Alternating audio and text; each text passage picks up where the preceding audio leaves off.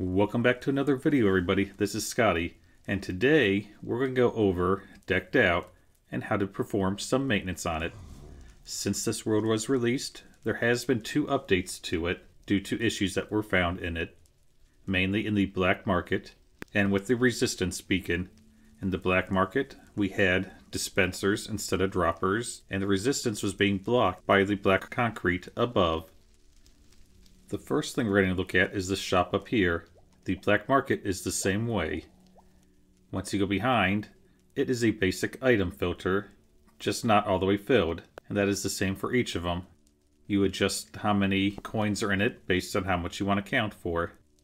And then the droppers down here will dispense the items that you bought.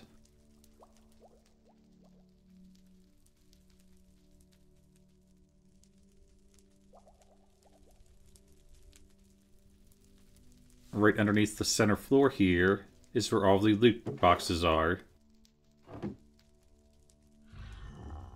And they're triggered by the system here, which is where you put in your card at the end of the game.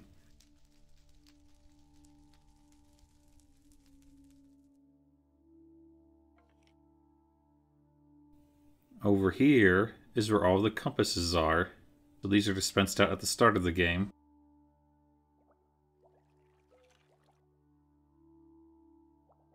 Right here in the center are all of the extra cards and also all of the artifacts. We also have this chest that has other items within the game.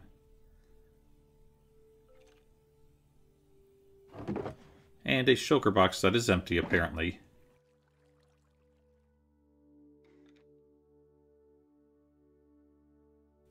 Let's go ahead and go over here to look at the game end circuit.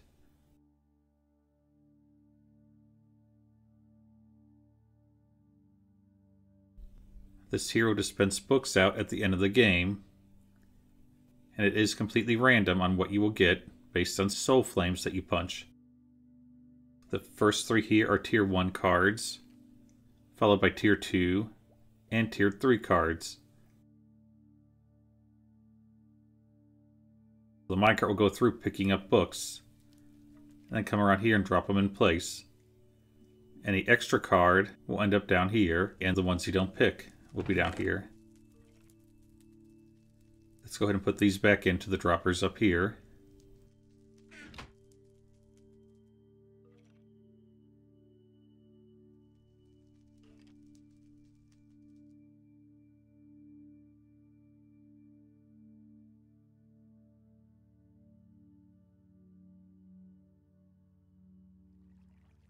It looks like we have 1 extra book. We'll place it back down here for now.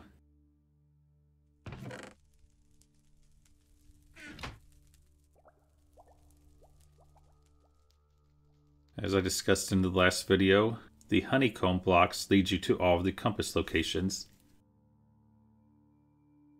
There are extra cards here, and then the actual compass linked to this lodestone.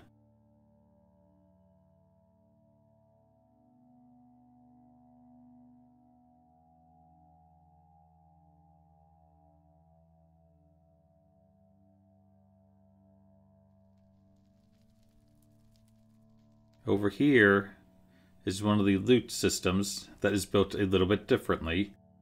I'm going to show you how to get to this one, because it is tricky.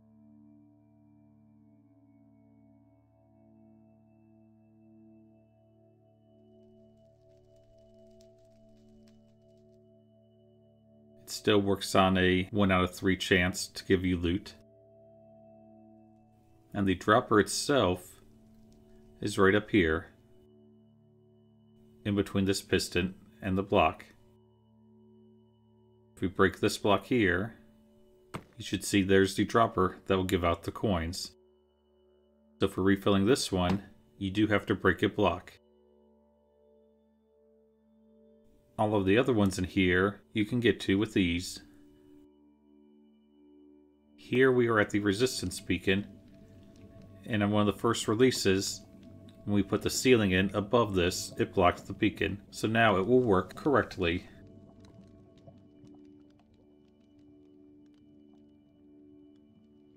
Some of the loot boxes within these rooms here, the hidden ones, they are not refilled automatically. You will need to put the items in on your own. Let's head over to the black market.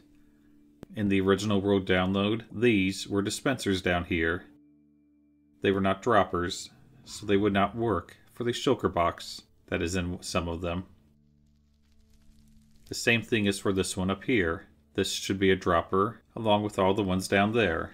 And that's basically it for maintaining the back part of Decked Out. The other thing to go over is the trade-in system up here. I did not cover this in any of the videos, but this one is a Bedrock exclusive, and this layout will not work on Java. We have an observer here observing this chest, and when an item changes in here, the observer will send a signal. Now if you notice, this repeater is locked. That is due to a bug in Bedrock currently, where the observer will send a signal if observing a chest when the world is loaded. So to unlock it, there has to be an item in the dropper up front where you place your items. Once there's an item in there, it will send a signal around to unlock the repeater. Once the repeater is unlocked, this will send over one item. Every one item you get a reward. The other two are set up with 3 items back here. So once the 3 items are out, it will send the reward. Let's go ahead and get up front here. There we go. This one is basically the same thing. You have your books in here. Over time you may want to change out these spacers for more books of the same type, since books only stack to 16. So you could fill this all up with books of each type, or just keep maintaining it more often. The last one over here is the same way, with just the tier 2 books.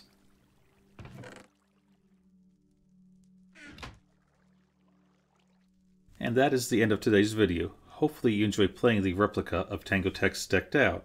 It has been a fun project to build, and I'm looking forward to seeing what projects come next. Thank you for watching.